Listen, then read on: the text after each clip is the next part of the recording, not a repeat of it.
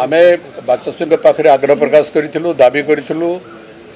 जे मान्यवर बाचस्पति गत खाली गृह रे जो सब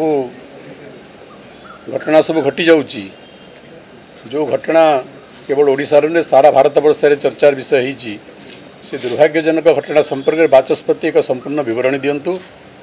कारण बाचस्पति होती गृहर सर्वश्रेष्ठ अनुष्ठान से ये गृहर एवं आज मान्यवर बाचस्पति से संक्रांत रे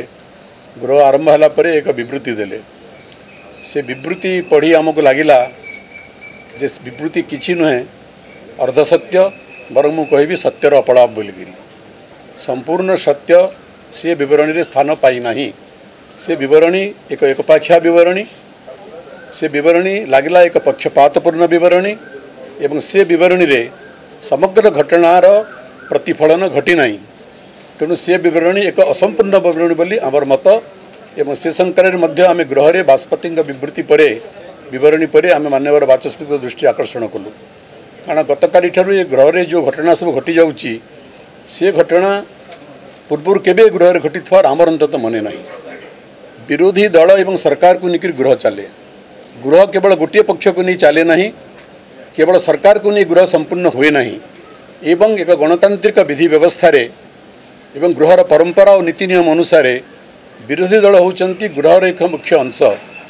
सरकार अनेक समय भावुचंती